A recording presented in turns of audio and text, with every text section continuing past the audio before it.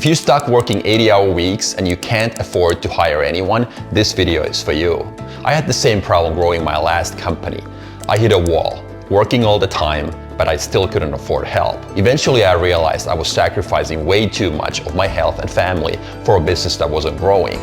So in this video, I'm gonna show you what 3 steps I took to fix my business, buy back my time, and eventually get ready to hire the right people without going broke. If you just want help figuring out what's right for you, I'm offering a free consultation so you don't have to guess. Click the link below to book a call.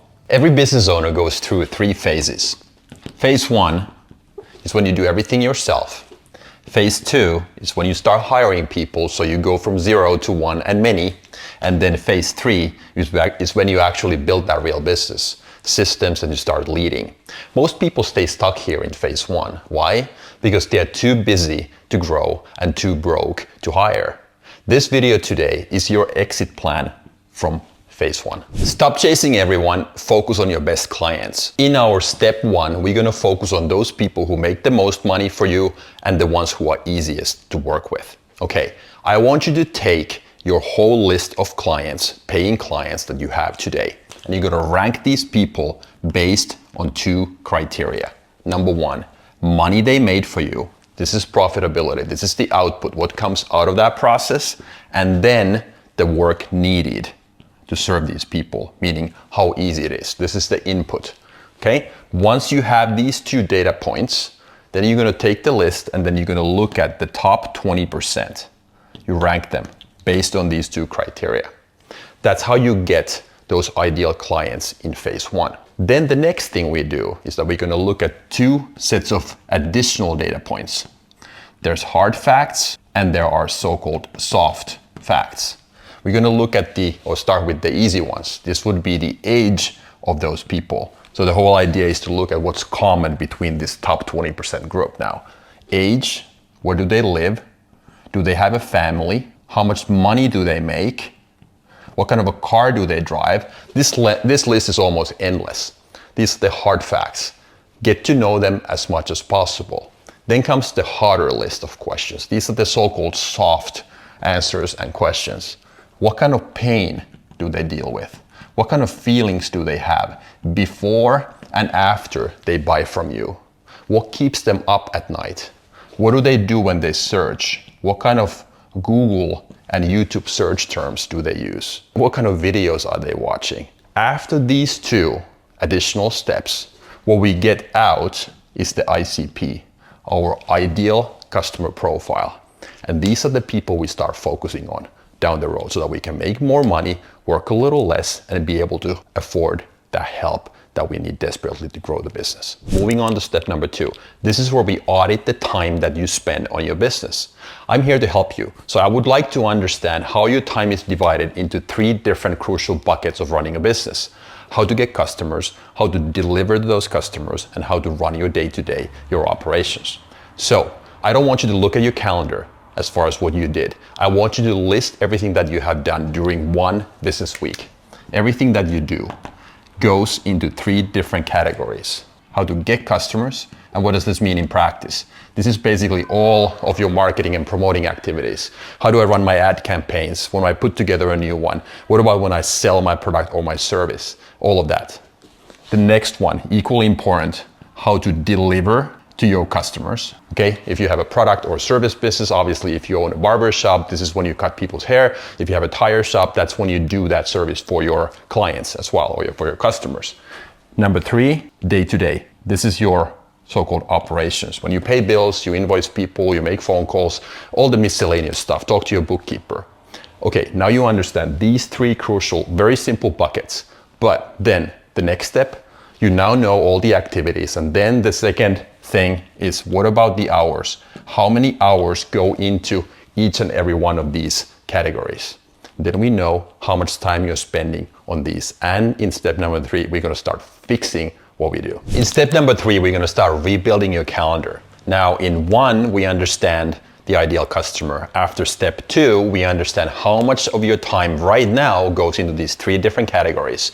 And we're gonna use the same 3 categories now in step number 3 when we're gonna rebuild the calendar. Okay, so let's go one by one. So how to get customers. That was step number one. So here's what I want you to understand. Since you're small, you have no employees, you're trying to grow, you're busy and you're broke. Obviously, the priority one is to market and promote your business more. This is your new target. You're going to spend 3 to 4 hours every day on promoting and marketing your business. That's it. Number two is how to deliver to your customers. Very, very important, obviously. We can't neglect the clients. And these are the new ones that we just defined in step number one. And this is as long as it takes. Maybe later down the road in phase 2 or 3, when we actually have employees in our business, when we start building systems, when we lead, that's when we start looking at this in more detail. Not right now. I don't want to touch this at all. So do what you do. Take your time in serving your customer, making sure that you get those 5-star reviews. Not going to touch that. Okay, step number 3 is your day-to-day. This is when you, again, pay your bills, answer phone calls, do all the miscellaneous stuff. The target here, in my opinion, should be 1 to 2 hours per day. Trying to be as effective as possible.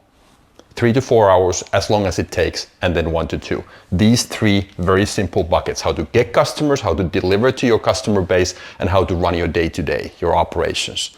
Okay, here's a pro tip for you. If you're one of those people like me who has a really hard time saying no to stuff, meaning when somebody calls me, I'm supposed to do my deep work as far as putting together a new marketing campaign, create content, record YouTube videos, somebody calls me. Super hard to ignore that. Here's a pro tip. Set expectations and meet expectations. What does that mean in practice in regards to phone calls? Set up your voicemail system or an auto text going back to that person who calls you saying, I return my phone calls the same day. You can reach me between 10 and 11 or 3 to 4 in the afternoon. When you set those expectations for people and then you meet them, that's the most crucial part. You make a promise and then you keep that same promise. People are not going to be frustrated. They understand. But if you don't tell them why they can't get a hold of you, that's when you start losing customers. I basically literally built my first business, my real estate business in San Diego, around this one principle. Make good promises and keep them all. That's what I kept telling people. It took me a while to get that message through, but literally it can be brain dead simple. And it helped me tremendously when I did the same thing with my business. I started letting people know when they can get a hold of me and when not. Try that. It's going to help. You might now think, after fixing the business, defining that better client, getting more money, and having better time management system in place, must be easy then to move on to the next phase. But here's the thing I didn't expect to happen. It was hard for me to go over that mental hurdle of hiring people because I was so used to being in control. I was the guy who wanted to control the outcome. How did I overcome that? I started focusing on the present moment. I didn't worry about the future that much anymore. I didn't dwell on the past. And I asked myself, what's the worst thing that can happen if somebody else does that? If I actually trust someone and their capabilities? Nothing. Nobody got sick. Nobody died. So ultimately, it does not matter. And there are different ways how you can get to the finish line. That's how I did it. Once I had completed all these 3 steps, I had more time, better clients, and more money too.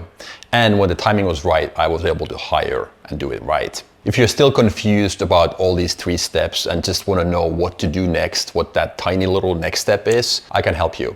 I offer a free consultation call for every single one of you. The only thing you got to do is click the link below, book a time slot with me, one-on-one, and let's get you unstuck. That's all for today. Thanks for watching, and I'll see you in the next one.